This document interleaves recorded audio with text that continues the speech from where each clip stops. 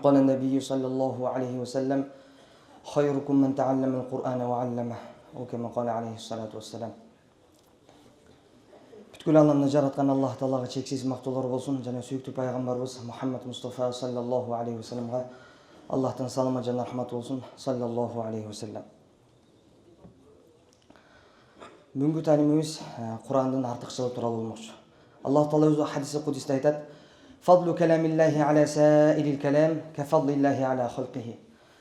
Аллах Тааланын китеби башка сөздүн артыкчылыгы Аллах Таала макулуктардан кандай артык болсо, Аллахтын китеби дагы башка китептерден, башка сөздөрдөн ошончолук артык.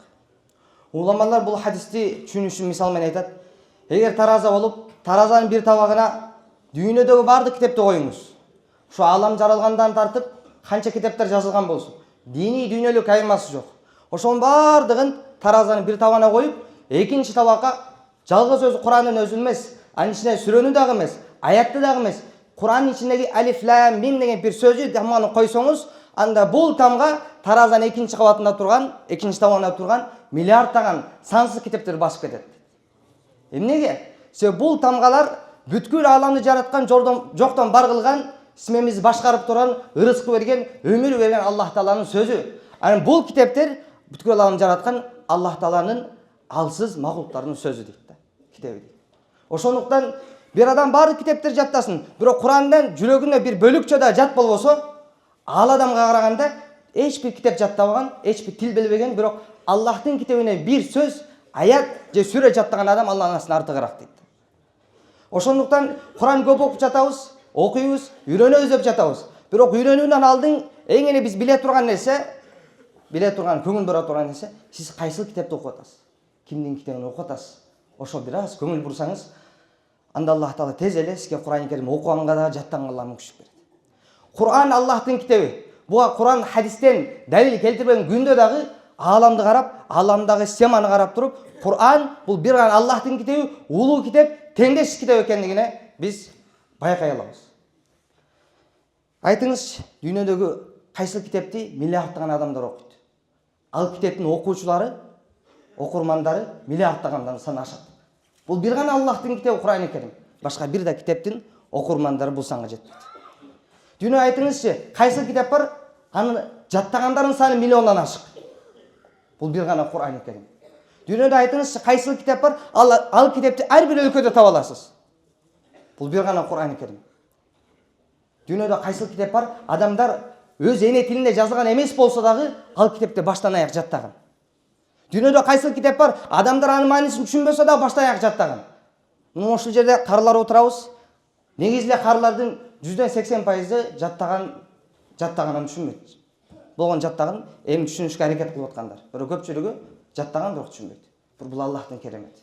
Дүйнөдө кайсыл китеп бар? Көлөмү көп болсо дагы, бирок анан тажабастан, коркпостон адамдар аз убакыттын ичинде жаттап алган.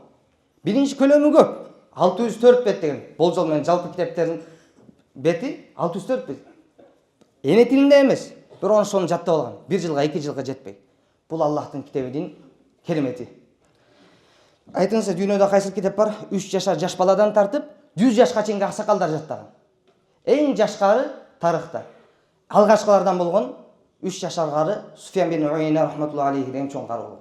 3 жашардан баштап. Андан башка азыркы учурда дагы 4 жаштагы, 5 жашка карылар өзүнүн өлкөбүздө дагы, дүйнө жүзүндө дагы көп турабыз. Эми ошол 3 жаштан баштап 100 жашка чейинки канча жаш болсо, сан болсо, ошо ар бир жаштагы Куран жаттаган адам табылат. Айтыңызчы, дүйнөдө кайсыл китеп бар? Эркекте, аялдагы, байда, кедейдагы, падышадагы, кулдагы бардыгы Куран жаттаган китеп. Бул бир гана Куран Керим экен да. Айтыңызчы, дүйнөдө кайсыл китеп бар? Көзү азиздер да аны жаттаган. Жөнүнө жаттап койбостон, көзү көргөндөр менен жарышып, алардан ашып дүйнөлүк жарыштарда алгачкы орундарга жетип отурат. Бул Аллахтын китеби. Башка бир да китеп, аны көзү азиздер жаттаганга умтулган бир да китеп жок. Ага татыксыз да. Дүйнөдө кайсыл китеп бар? Көзү азиз го түшүнүктүү көбөйүп барат. Дүйнөдө кайсыл китеп бар? Аны дүлөй да жаттаган. Имам Колин деген алым болгон, кары болгон. Эч бир сөз укпайт эле, бирок качан ага Куран окуса болот да. Качан ага Куран окулганда, ошол Куранды гана угат эле. Бул Курандын керемети. Дүйнөдө кайсыл китеп бар? Аны угуш үчүн адамдар туруу уккан, жана аны окуган адам да баштан аяк туруп окуган. Рамазан айында тарауих намазына баарыбыз катышып жүрөбүз. Куранды кантип угабыз? Туруп угабыз. Куран окуган кантип окуйт? Кареке. Туруп окуйт баштан аяк. Демек, туруп укканга, туруп окуганга эң эле ылайыктуу китеп бул бир гана Куран, башка бир да китеп буга ылайыксыз. Анткени бул китеп Аллахтын китеби Куран Керим. Дүйнөдө кайсыл китеп бар? 24 саат болсо, ошонун бир да саат, бир да мүнөт, бир да секунд токтолбой окулуп келген. Бул бир гана Куран Керим. Куран түшкөндөн тартып кыяматка чейин бир секунд да токтолбой окулуп келет. Эми Кыргызстанда канча окуу жай бар? Дүйнөдө канча окуу жай бар? Ошонун баарын эске алганда Куран секундта токтолбой окулат. Дүйнөдө кайсыл китеп бар? Ал күн сайын баштан аяк окулган. Күн сайын бир эле жолу эмес. Эсепсиз жолу баштан аяк окулган китеп кайсыл китеп? Ошо биз окуп аткан Куран Керимде. Дүйнөдө кайсыл китеп бар? Анын шарх ачыктамалары эң көп жазылган. Бул бир гана Куран Керим. Куранга ачыктама жазылгандай жер аламда башка эч бир китепке андай ачыктама жазылган эмес. Дүйнөдө кайсыл китеп бар? Ал китептин ар бир үтүр, чекити, сөзү, сүйлөмүнө чейин такталып сандары жазылган. Албетте бул Куран Керим. Анткени Куран Керимде 114 сүрө, 6236 аят, 77437 сөз, 323671 тамгадан турат жана 105681 чекиттен турат. Эми айтыш мүмкүнбүз да бул маалыматты уккандачы, эми азыр заман өнүккөн учуру мындай компьютерден карап эле бир заман нерселер менен карап санап койсо болот деп. Жок, муну мындай 500 жыл мурда, мына 700 жыл мурда алымдардын жамааты топтолуп, атайын тамгалап эсептеп чыккан. Эми ошону эсептен ылайыктуу китеп бул бир гана Куран Керим. Дүйнөдө кайсыл китеп бар? Ар бир тамгасына эң азында 10 сооп берилет. Бул бир гана Куран Керим. Бул качан 10 сооп берилет? Даратсыз окуган учурда. Имам Газали рахматуллахи алейхи айтат, качан даратсыз окусаңыз, анан 10 сооп берилет. Дарат менен окусаңыз 25 эсе.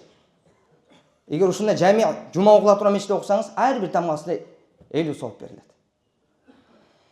Дүйнөдө кайсыл китеп бар? Ал китепти окусаңыз, ооруп аткан болсоңуз, айыгасыз, кыйналып аткан болсоңуз, кыйынчылыгыңыз кетет. Адашкан болсоңуз, туура жол тапкан, кыйналып аткан болсоңуз, кубанычка багынган кайсыл китеп бар? Бул бир гана Куран Керим. Ошондуктан бул маалыматтар айтканыбыздын максаты көп окуп атабыз, окуйбуз деп жүрөбүз. Бирок кайсыл китепти окуп атасыз? Кимдин китебин окуп атасыз? Ошону бир карап көз жүгүртүңүз. Пайгамбар саллаллаху алейхи ва салламдан бир адам, бир сахаба сурайт: "Мал иман? Иман деген эмне?" дейт.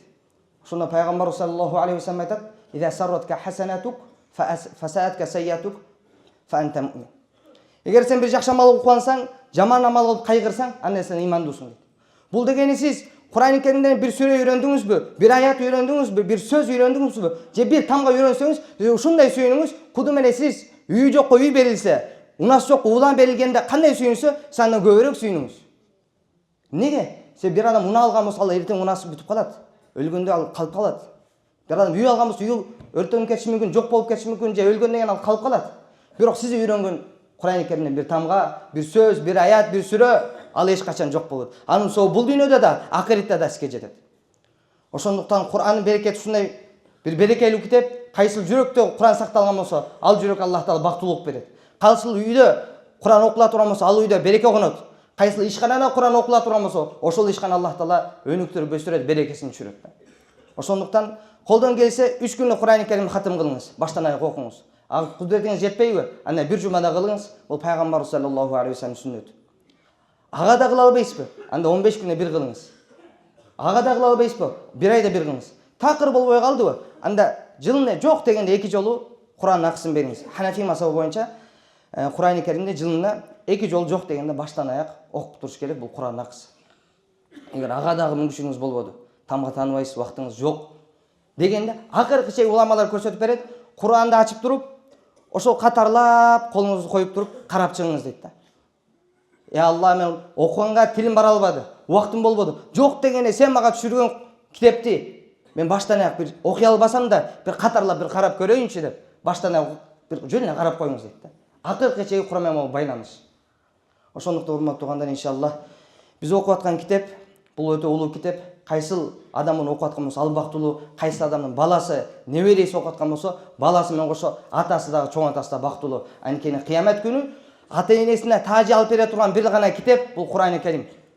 Эгер сиз кыямат күнү элдин астында, мына ушундай калайык калктын астында Аллахтын өзүнүн күндүн нурунан да нурдуу тажы кийгиңиз келсе, сый бир кийимин кийгиңиз келсе, анда небереңизди, балаңызды окутуңуз, окуп аткан болсо жардам бериңиз. Аллах таala баардыгыбызга иншалла Кур'анды сүйсүн, жүрөгүгө насип кылсын, ар дайым Кур'ан окуп жүрүүгө күчтүк берсин. Ва ахиру давана алхамдулиллахи роббил алемин.